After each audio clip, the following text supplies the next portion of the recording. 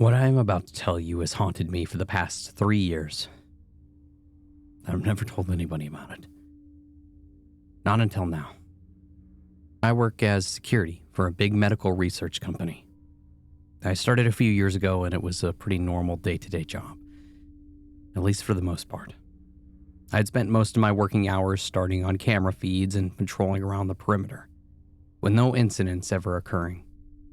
And then one day I was called into the office for a talk with the big shots in the company, some of the higher ups, which I'd never even seen there before, so I expected them to either fire me or something I had screwed up, or even worse, a lawsuit or whatever. The reason for calling me in caught me by surprise. You've been with us for a while now, and you've proven yourself to be a valuable asset to the company. But I can tell that you're made for bigger things. How would you like to undertake a more momentous project? One of the bosses grinned widely. He went on to explain that the company was going through an experimental project which, if done correctly, could cure depression. They all seemed especially excited about it, stating that it would go down in history. The catch was, I would need to take a 2-month-long trip to one of the company's compounds where the experiment was to be conducted. I would have to stay there for the entirety of the experiment and would be briefed by the details upon arrival. I was about to politely decline, but then they mentioned the compensation and my jaw dropped. Before I knew it, I was on a plane to the compound where I would meet the rest of the staff. Upon landing, I was escorted to a remote mountain area where the facility was located. I wouldn't even seen the facility had it not been for the bulkhead door leading underground. I noticed that the company didn't cut any corners with the construction of the facility. The facility itself was divided into 2 sections. East, where the patients would be, and west for the staff. The middle was designated as a control room. The whole compound was very ostentatious in regards of high-tech equipment, electrical doors, rooms, and amenities provided to the participants, etc. There were a dozen other team members on board, including 3 other security members, a medic, specialists in psychology and psychiatry, and then the team lead, Dr. Miller. 5 volunteers who were diagnosed with depression were with us, who were familiar with the project. Our escorts reminded us that we are not allowed to leave the compound from the start of the experiment until the end, so as to not disrupt the project due to its sensitivity. The subjects were not even allowed to exit their rooms for 2 months. We were told that we can simply send a message via the master computer in case of an emergency, and their escorts would be there within minutes. Once inside, Dr. Miller briefed us on our duties. As security, mine was to simply patrol the area, monitor the live feed on the cameras, and restrain the subjects in case they acted up. Miller explained that every night at exactly 21:43 p.m., the subjects would be exposed to a certain radio frequency over the course of 4 seconds, which would affect their brain and eventually successfully eliminate depression completely. He didn't go into details about how exactly it was supposed to work, though. All the staff would be wearing these noise-canceling headphones to avoid exposure to the signal due to the possible adverse effects. We settled in and prepared for the first day of work. The research team was conducting surveys and tests on the subjects, while I did exactly what I did back at the other company. Watched the live feed. At 21:30, Miller assembled all of the staff in the control room for the radio signal. He spoke to the patients through the loudspeakers, asking them to be quiet as possible, since it was almost time for the radio signal to be played through the loudspeakers. Miller gave all of us a pair of soundproof headphones and personally made sure that they were all adequately set on each member. All outside noises were instantly silenced when I put on my own set. Once that was done, the doc put a pair on his own ears and pressed a button on the desk. A bright red light appeared above our heads, which indicated that the headphones are to be kept on until it was over. Miller observed us one more time after he made sure that we were strapped in, and then he pressed another button.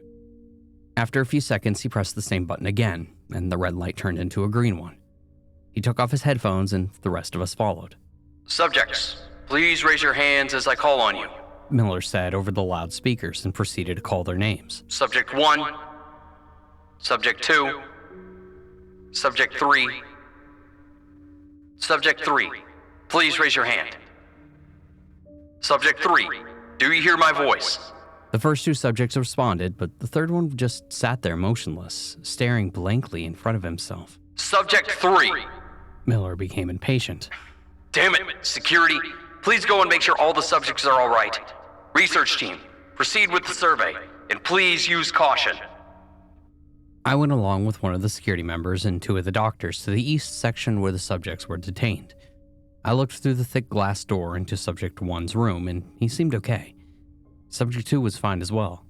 With each subject I checked, and I swiped my cards on the door to unlock it, and the research team would proceed with an examination of the subject.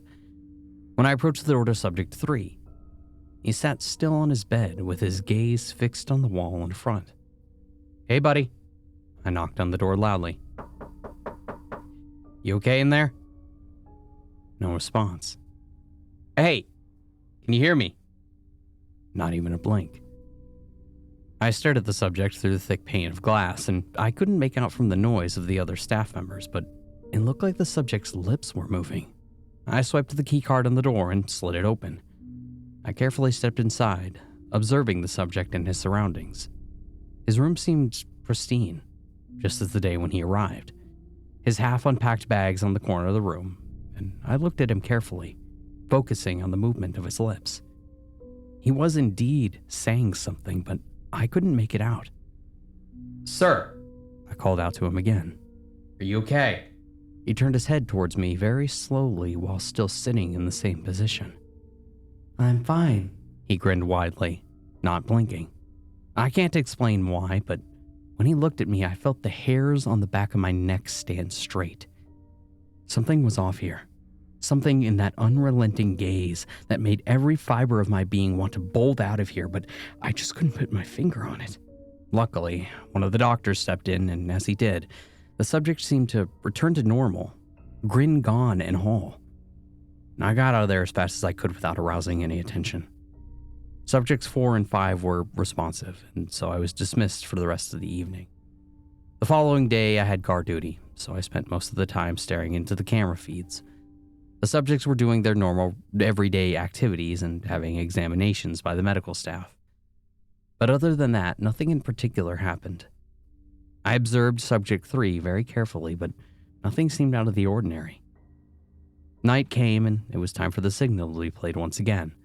The subjects were told to stand facing the door this time while the signal was played in and to be ready for the inspection.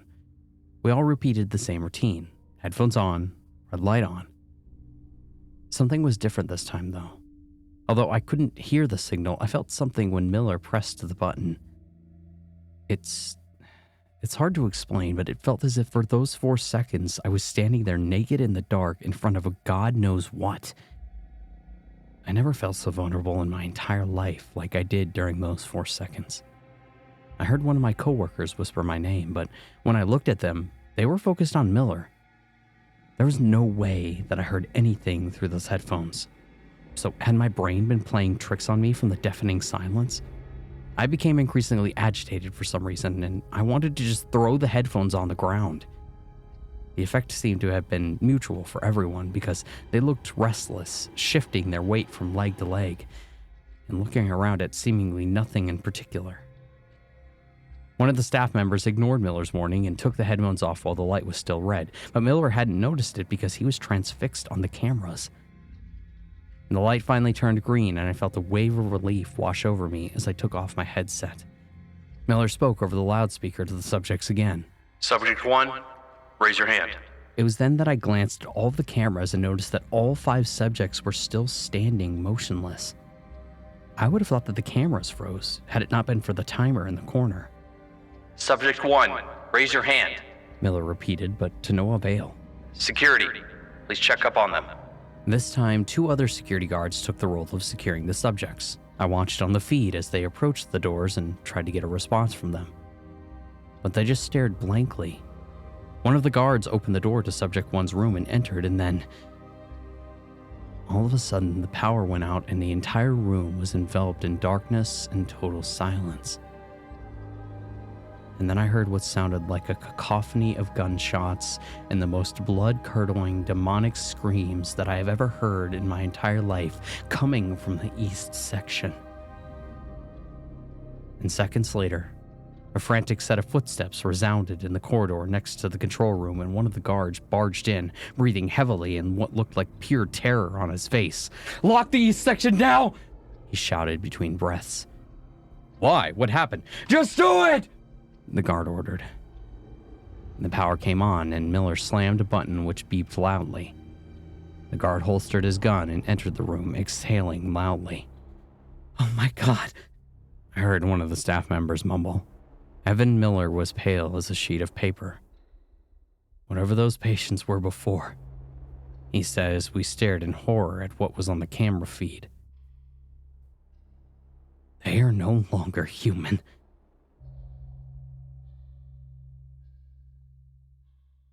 To this day, I cannot describe what I saw on those cameras in words in which would do justice to the terror that I felt. But I'll do my best to transcribe it here. Subject 1 was standing in his room facing the door, still motionless, but on the floor in front of him was the body of the security guard. I couldn't tell what happened to him, but whatever it was had been gruesome. Because his side was cut open and blood was smeared on the floor and walls in a way that indicated that he had died a quick death from a sharp slice. Subject 2 was lying dead on the floor, dried up blood caking his mouth, eyes, nose, as well as his ears. And Subject 3 sat on his bed and stared at the wall in front of him blankly, just like the previous night. He was whispering something, but none of us knew nor wanted to know. So when one of the staff members suggested turning up the volume, his idea was quickly shut down and the camera feed muted. Subject 4 was the one who froze my bone to the marrow. Because at first, we couldn't see him anywhere in the feed. And then someone pointed to the slight movement of something in the upper corner of the camera. Miller used a button to move the camera upward, and when it reached the ceiling, some of the staff members gasped. Subject 4 was standing on the ceiling on all fours like a spider, his head twisted at an unnatural angle. At the movement of the camera, the subject jerked his head towards it and scurried on all fours across the ceiling towards the camera at an impossible speed, and the entire camera feed was covered with his face and bloodshot eye. And the eye rapidly darted in all directions, never blinking. I had to look away because it felt just so uncomfortable. Subject 5 was slamming the door with his head, leaving a blood stain on the glass. The head thumps were changing intermittently, sometimes weak, and other times loud enough for us to hear them all the way in the control room. It was an unsettling sound, to say the least. "Miller, what the fuck just happened?" one of the doctors asked, and we all looked to the team lead, demanding an answer. I don't know." Miller shook his head in bewilderment, still pale. "Oh, bullshit," one of the guards yelled.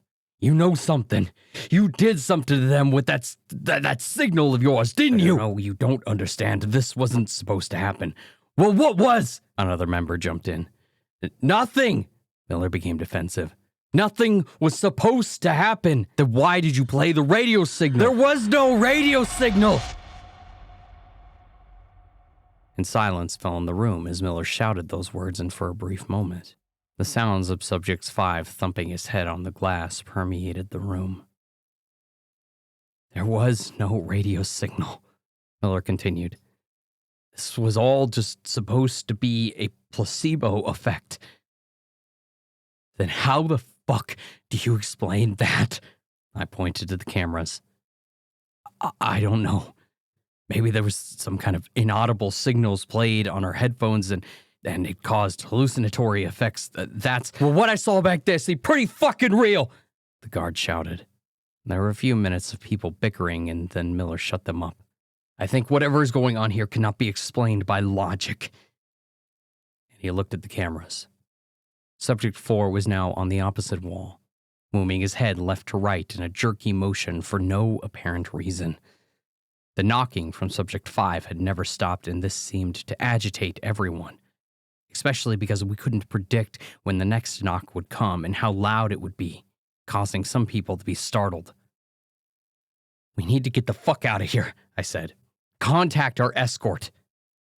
Miller sat at the master PC and opened a program which I wasn't familiar with, and a chat window opened and Miller typed, "Send help now." It said, "Users typing" below for a few seconds until a message came through. What is your emergency, team? Miller typed frantically, making typos along the way. Guard dead. Patient's gone crazy. Surrend help now. The person on the other end was typing for a few more seconds until another message came through. Proceed with the project, team. What the hell? Some of us said in unison as Miller frantically sent more messages to the person on the other end. Proceed with the project. The message came again before the user disconnected. And then we sat there in silence, with nothing but our thoughts and the incessant thumping which grew louder by the second. And I glanced at the camera feed and I saw the glass door of Subject's 5 room had significantly larger amounts of blood on it, and the door and the subject's head and the face were mutilated beyond recognition. And still, he kept at it relentlessly. Okay, Miller thought for a second. We can get through the main door, and then we should be able to walk back from there. It might take a while, but we can do it. And we all stared in silence as we shared the same feelings about Miller's suggestion. The main door was directly at the end of the corridor where the patients were being kept on the east side of the section. And when some members voiced their disagreement about this, Miller explained that there also was a door in the west section, but that it couldn't be opened from the inside since it had no card reader, being created only for the purpose of emergency teams coming in and to discourage project members from wandering outside and jeopardizing the project. Eventually, we agreed that we needed to send someone through the main door, who would then close it behind themselves and open the door on the west section, while leaving the subject safely locked. In retrospect, it would have been easier to just go through the corridor and exit from the east section rather than wait for someone to come in and around the other side. But the problem was that no one wanted to go. Although the patients were locked up behind very heavy doors, just the thought of passing through the place filled me, and apparently everyone else, with inexplicable dread. All of us knew that the door would hold and not let the subjects break through, and there was something holding us back. Something about going through the corridor that filled us with immobilizing fear. "Fuck it. I'll go," one of the staff members finally said. "I'll come with you." A guard jumped in, drawing his gun. "We'll be monitoring you via the cameras," Miller remarked with visible relief. "The subjects are locked behind very heavy glass doors, so there's no way that they can breach it. But still, be very careful." In a matter of seconds, the 2 volunteers exited the control room and hesitantly entered the east section. As if on cue, the head bashing from Subject 5 abruptly stopped.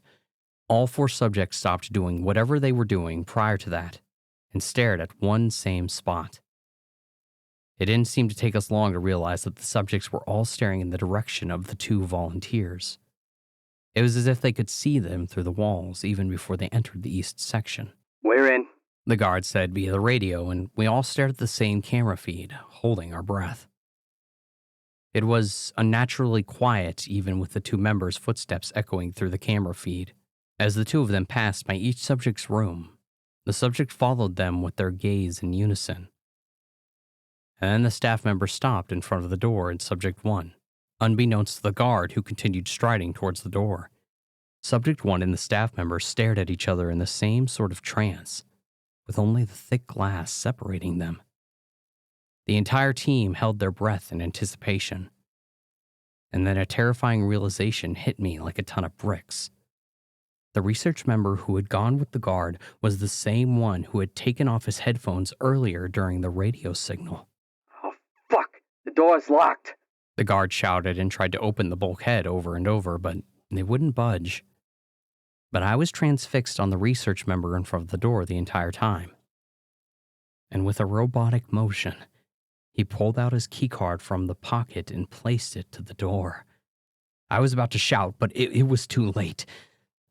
A loud beeping noise already resounded in an alarmingly loud manner, and the door slid open. "Get the hell out of there!" I yelled at the guard member, who was already sprinting full on across the hallway, and the camera started glitching and freezing at this point, so we couldn't clearly see what was going on. But from the frames where the images would recover, we saw that all the subjects, as well as the research member who were following the guard with their gaze, now moving from their spots. and the guard bumped into the door, violently trying to open it up. Fuck, the door's locked! Miller, open it up! By this moment, the camera feed completely cut off, and we all had to go by what the sound came from the radio, which emanated the guard's panting. "Miller, what are you doing? Open it!" someone in the room yelled as the guard's pleading voice got drowned out by the group shouting. "Do you want to let those things in?" He gave me a stern look, and deep inside, I knew he was right. Please! The guard pleaded through the radio. Please, for the love of God! They're coming! Open the door, please! And we heard a few gunshots echoing through the entire facility in between them and the guard's panicked breaths. Then there was silence. For a few seconds at least. After a few seconds, the radio crackled back to life and there was a soft humming noise coming from it. It sounded like a lullaby, but a very unpleasant one. And no one said a word for a long time, listening to that humming noise which repeated the same irritating melody over and over. We tried turning it off, but the sound persisted. Even after smashing the radio on the ground and the humming continued. And then one of the female staff members spoke. "We have another way out." "Well, what is it?" Miller asked. I can override the west door from the master computer by inputting it as an emergency, since all the doors are electric, but, I asked when I saw that she had hesitated. "It will open all of the doors in the facility." For a few seconds, the only sound that could be heard in the control room was the incessant humming from the radio. "I think that we should reconsider our options here," one of the remaining staff members said.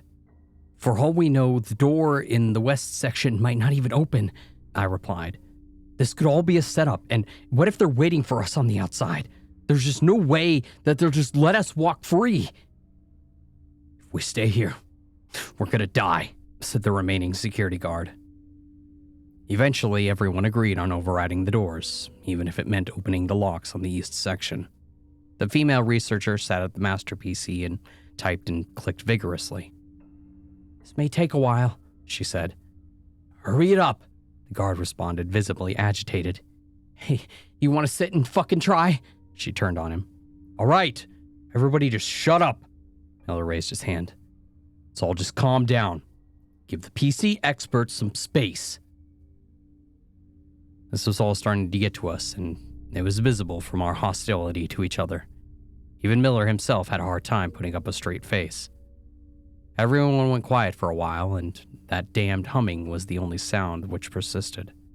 I tried ignoring it as much as possible, but it got harder and harder as I tried, and the more it seemed to draw me in. The humming was consistent and sounded like it was on a loop. Same intonation, same length of pause before starting again. Literally like someone was just replaying it over and over. "What did you just say?" the guard asked Miller, breaking the silence. "What? I didn't say anything," Miller responded, baffled, and the guard stood up and clenched his fist. "I heard you say something," he repeated. "It must just be your imagination," Miller calmly responded and turned his head back to the member at the PC. "Don't fucking lie to me, Miller!" The guard got in his face. "You said we're all gonna die here! I heard you!" Miller pushed him back. "I didn't say a fucking word, you lunatic! Now back off! You're the reason that we're here. And this is all your fault!" the guard hissed.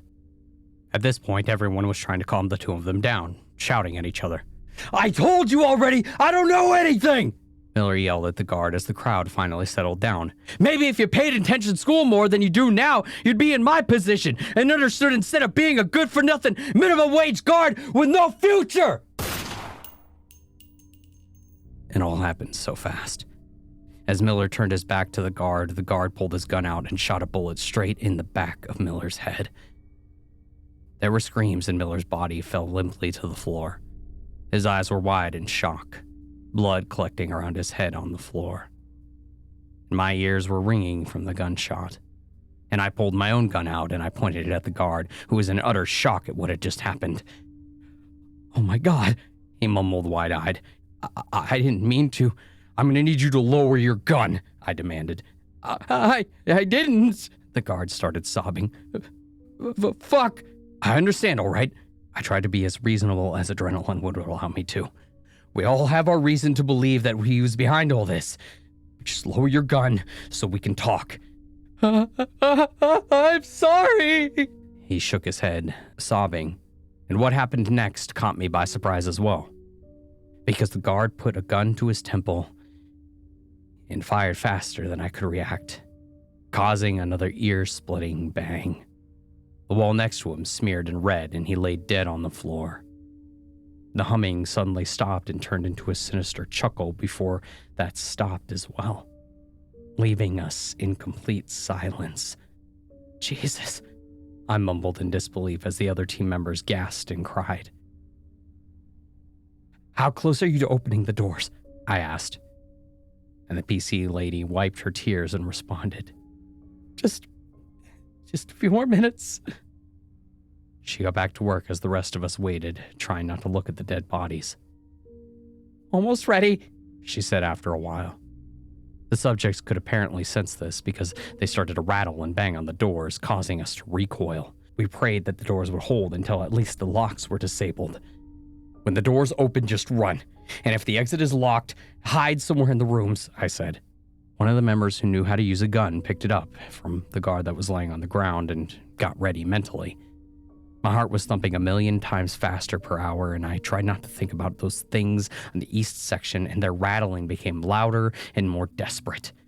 Okay, get ready, the PC expert said. Here it comes. Let's go. There was a loud beep which signaled that the doors were unlocked, and that was our cue. That was the cue for the subjects as well, because right after the beeping sounded, there was a scream so violent and demonic that I could instantly feel the blood draining from my face. Run! I screamed as we all bolted for the door and towards the west section. As we opened the control room door, the blood-curdling screams permeated the corridor, muffling the panicked panting of my coworkers. Before we reached the west section door, a scream of one of our members was heard, but we had no time to turn around because we heard a rabid breathing and loud, clumsy footsteps right at our heels. The screams now echoed through the entire facility, and it sounded like they were merely inches behind me, which made me run faster than I ever thought possible. I didn't dare look back out of fear of what could be behind me, so I just kept running and praying that those things were not faster. I tried not to think about them grabbing me as I heard a few gunshots behind me, followed by a loud cry and a pain and vile crunching sound. The exit was so close, and I thought at that moment I could feel a hand wrapped around my arm and ankle, that I could be pulled back into the hellhole, but my adrenaline pushed me to run. There was a flight of stairs leading up to the top of them, a door which opened to the cold night sky. I tumbled out over the threshold, practically rolling forward onto the grass before coming to a stop. Never before had the cold wind felt more welcoming in that moment, but I had no time for a respite, because another desperate scream ensued, and I looked back just in time to see the PC lady get dragged down the stairs and into the dark, underground by a long, bony arm. And then all of the sounds stopped, and I looked to my left where the only other surviving member was. We both stared at the dark entrance, unable to move our gazes from it. And then the humming started again. It echoed from the stairway, even more unsettling than it was over the radio. A thin and tall figure with elongated extremities appeared at the top of the stairs. Whatever human was left in the subject when he was locked in the room was gone now entirely. And the creature walked slowly but deliberately, with a disfigured grin on its face. And I pointed my gun at the thing and I fired. The creature barely even flinched and just kept coming right at me. I shot again and again until I was out of bullets, and the subject just chuckled, just like it did over the radio when Miller and the guard died. It came dangerously close and I felt powerless to move. It grinned even more widely as it realized this. "Open fire!" someone shouted, and before I knew it, the creature was showered with a storm of bullets. The force of such firepower caused it to stumble backwards and then screeching in anger before it finally fell dead. The shooting didn't stop there either for a solid 10 seconds. I turned around and was quickly faced with soldiers shouting and forcing me and the other staff members on our knees. A man in a business suit stepped forward and smiled, and I recognized him as the guy who had offered me this project back in the office. "I'd like to thank you in the company's name for your selfless contribution," he said calmly. "Our deadline was 2 months, but you two managed to complete it in just 2 days. You guys are the MVPs of the show. And now you guys have a lot of questions, I'm sure, but these things are best left, unanswered."